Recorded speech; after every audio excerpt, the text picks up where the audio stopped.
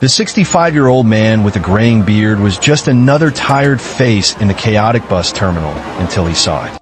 Amid the swirl of frantic travelers, a pale little girl, clutched by a grim-faced man, flashed a hidden signal of distress. Her hand gesture was a desperate, silent scream for help that no one else noticed. But Seagal did. He also noticed the station's security manager watching with a cold, knowing smirk. Suddenly, this wasn't just a layover. It was a hunting ground. Before I show you exactly what happened, make sure you hit that subscribe button and drop a comment telling us where you're watching from. Now, let's get into it. The main terminal of the interstate bus station was a sensory assault of diesel fumes, stale hot dogs, and desperation. The air in the terminal was thick enough to taste a greasy cocktail of exhaust, cheap coffee, and the faint, sour tang of unwashed bodies moving in a current of shared anxiety. Fluorescent lights hummed overhead, casting a sickly yellow pallor on the peeling linoleum floors. Steven Seagal, a man whose face was a roadmap of 65 hard-lived years, sat hunched over a cracked ceramic mug in a corner booth of the station's diner. The place smelled of burnt oil and regret. He was supposed to be on a connecting bus to Phoenix in 3 hours, a quiet trip to visit an old friend. His formidable frame, now softened by age but still carrying a coiled stillness, seemed out of place in the relentless churn of the crowd. He watched people through weary eyes, a habit that never left him. Students with oversized backpacks, families herding crying children, solitary men with haunted expressions staring into nothing. It was the endless, anonymous river of humanity. Then he saw her. She couldn't have been more than 7 or 8, with blonde hair so matted it looked like old straw. Her face was pale and smudged with dirt, her eyes wide and vacant, as if the part of her that was still a child had retreated deep inside. A man had his hand clamped on her shoulder, his fingers digging into the thin fabric of her worn-out jacket like talons. He wasn't holding her hand like a father. He was possessing her, steering her through the crowd like a piece of cargo. Seagal's gaze narrowed, his focus sharpening from a dull ache to a razor's edge. He noticed the dark, ugly bruise circling her left wrist, a violent purple against her pale skin. In her other arm, she crushed a threadbare teddy bear, its button eyes long gone, its fur worn down to the backing. The man's eyes were cold, flat chips of slate, constantly scanning, never resting. He wasn't a guardian. He was a warden. Seagal remained perfectly still, a predator sensing a flaw in the landscape. The man muttered into a cheap burner phone, his voice a low growl in a language Seagal recognized as Eastern European. As he ended the call, the little girl's arm moved. It was slow, deliberate, almost invisible in the chaos. She lifted her hand, palm facing outward, tucked her thumb in her palm, and then slowly closed her 4 fingers over it. It was the international signal for distress. A silent scream. Seagal's blood went cold. He'd seen that signal before in training seminars with federal agents, in briefings about human trafficking. It was a gesture taught to the vulnerable, a last resort when a voice was too dangerous to use. The air in the greasy diner suddenly felt thin, electric. His quiet layover was over. Without taking his eyes off the pair, he slid his own phone from his pocket, keeping it low, below the table's edge. He angled it just enough, snapping a single, high-resolution photo. No flash, no sound. It captured the man's hard profile, the girl's terrified eyes, and the crushing grip on her shoulder. He opened an encrypted messaging app, a ghost program he kept for emergencies, and selected a single contact, a name listed only as Badger, a retired FBI agent who owed him more than one favor. He sent the image with a 5-word message, "Need fast ID. Extreme priority." He then dropped a few crumpled bills on the table, enough to cover the coffee and a generous tip, and rose from the booth. He moved with a liquid grace that defied his age and size, melting into the river of people, becoming just another shadow in the poorly lit hall, his eyes locked on the little girl and her captor. The hunt had begun. The handler guided the girl with unnerving purpose, his path cutting through the aimless drift of other passengers. They were headed toward the far end of the terminal, Gate 14, where a long-haul bus bound for an unscheduled stop near the Mexican border was beginning to board. It was the kind of route favored by those who didn't want their travel documented. Seagal maintained a careful distance, using the pillars and the shifting bodies of the crowd as a screen. He moved like a ghost, his large frame somehow rendered insignificant, his focus absolute. His phone vibrated silently in his pocket. He glanced at the screen. A message from Badger. Her name is Mia, abducted from a San Diego park 3 weeks ago. Parents are frantic. The man is a known associate of the Volkov syndicate. 5 tickets booked for that bus under a corporate account with level 5 clearance. It's a VIP pre-clearance flag, Steven. High-level internal override. This is an inside job. The words confirmed his worst fears. This wasn't a simple kidnapping. It was an orchestrated operation, protected from within the system. His eyes swept the boarding area and landed on him. The station operations manager. A man with a cheap suit, an expensive watch, and the smug air of someone who wielded petty power like a weapon. He was standing near the gate agent, pretending to oversee the boarding process, but his eyes kept flicking toward the handler and the girl. Seagal's path changed. He was no longer just a hunter. He was an intervention.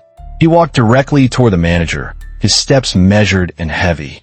"I need you to run a secondary check on that man and the child," Seagal said, his voice low but carrying a weight that made the gate agent look up from her screen. He gestured subtly with his chin. "Something's not right." The manager turned, a practiced, dismissive smile plastered on his face. "Sir, all our passengers are pre-screened. That gentleman and his daughter are VIP travelers. They have full clearance." He said the word daughter with a slight, mocking emphasis. "I don't think she's his daughter," Seagal stated, his gaze unwavering.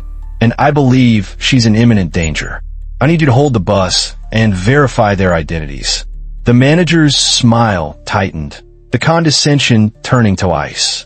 "With all due respect, this is a secure facility, not a movie set. Our protocols are ironclad.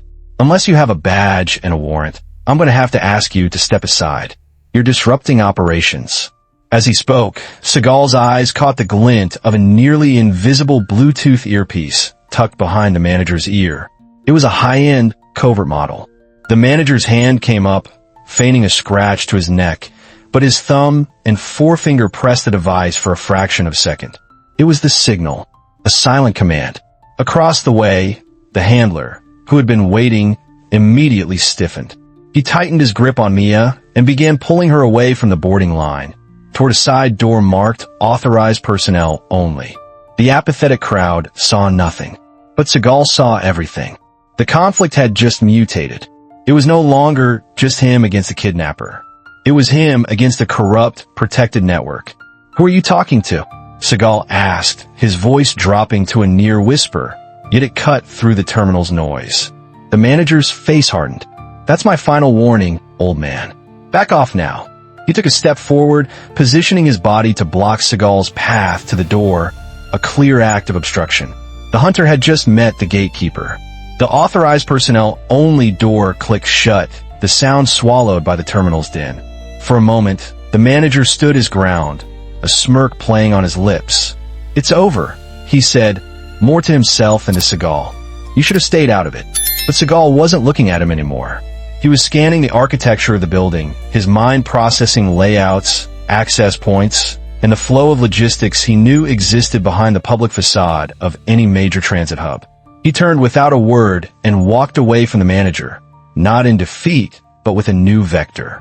The manager watched him go, mistaking strategic retreat for surrender. Seagal moved swiftly past a row of vending machines and slipped through a set of swinging doors marked baggage handling. He was instantly in another world.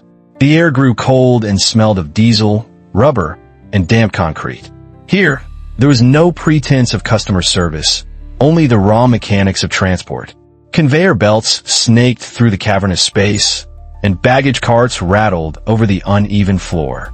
He heard shouting voices and the high-pitched beep of a forklift in reverse. Far down the corridor, he saw a flash of movement, the handler dragging Mia through a connecting tunnel. Seagal broke into a surprisingly fast, silent run, his boots making no sound on the oil-stained concrete.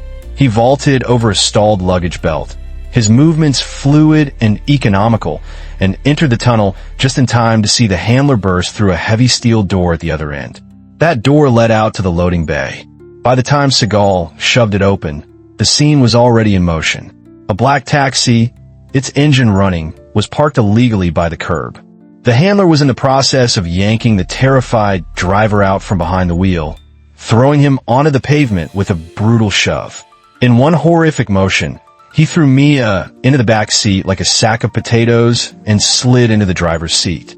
The tires screamed in protest as he slammed the accelerator, the taxi lurching away from the curb and speeding toward the service ramp that led to the city streets.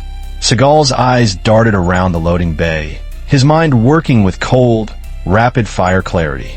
A few yards away, a station utility SUV, a rugged, beaten-up Ford Explorer, sat idling, its hazard lights blinking. The worker, a man in his mid-50s, was halfway through a sandwich, his face a mask of confusion and fear as he watched the chaos unfold. Seagal was at the driver's side door in 3 long strides.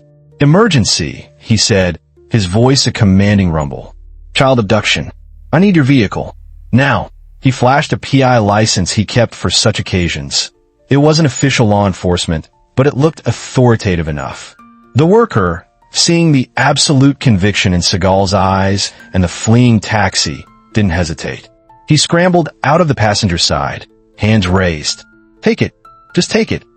Seagal was behind the wheel before the man's feet hit the ground, slamming the gear shift into drive. The SUV's engine roared as he floored it, peeling out of the loading bay and onto the service ramp, hot on the taxi's tail. He grabbed his phone, hitting redial for Badger. The line connected, but all he heard was a wall of high-pitched static, a deliberate electronic shriek. The signal was being jammed. He was truly alone in this. The SUV fishtailed onto the main road, the city sprawling before them, a concrete jungle where a monster was trying to vanish with his prey. The chase was brutal and raw. The taxi driver, fueled by desperation, drove with a suicidal disregard for traffic laws, weaving through cars and running red lights.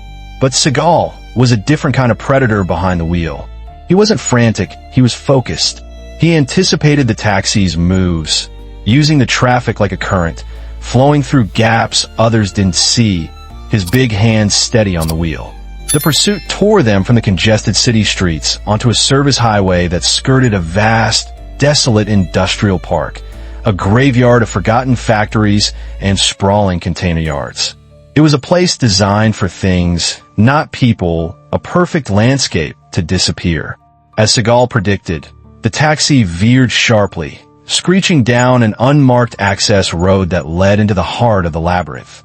The road dissolved into cracked asphalt and gravel, winding through towering canyons of stacked shipping containers. Rusting steel walls rose on either side, blocking out the sun and creating a maze of shadows and blind corners. The taxi fishtailed on a patch of loose gravel, and the handler overcorrected. With a deafening shriek of metal on concrete, the taxi's front right tire slammed into a low concrete barrier, shredding instantly. The car swerved violently and crashed to a halt, wedged crookedly between 2 towering stacks of containers. The chase was over. The fight was about to begin. The handler's door flew open. He scrambled out, pulling Mia with him, her small body now a human shield. In his free hand, a glint of steel, a grimy, utilitarian knife. He backed away, dragging the girl deeper into the narrow, dark alley between the containers, his eyes wild with cornered animal panic. Seagal brought the SUV to a controlled stop, killing the engine. The sudden silence was heavy, broken only by the handler's ragged breathing and Mia's terrified, silent whimpers. He got out of the vehicle, his movements slow, deliberate, non-threatening. "Let her go," Seagal said, his voice calm, echoing slightly in the steel canyon. "There's no way out of here for you." The handler shouted back in his native tongue, a stream of curses, and pressed the knife closer to Mia's throat. A thin red line appeared on her skin. Seagal's eyes darted around, assessing the environment. He saw it, a loose steel pipe about 3 feet long, lying amongst some debris. To the handler's right, a large pressurized air tank was connected to a truck's brake system, its valve exposed. He needed a distraction, a big one. Keeping his eyes locked on the handler, Seagal took a slow step to his left, drawing the man's attention. With his right hand, he subtly scooped up the pipe. "You don't want to do this," he said, his voice a low, soothing rumble, holding the man's focus. Then in one explosive, fluid motion, he pivoted and threw the pipe. It wasn't aimed at the man, but at the air tank's valve. The pipe struck the brass fitting with a loud clang, and the valve shattered. Air erupted from the tank with the force of a bomb, a deafening, high-pressure scream that was physically painful. The handler instinctively flinched, turning his head for a split second, his grip on the knife loosening by a millimeter. It was all Seagal needed.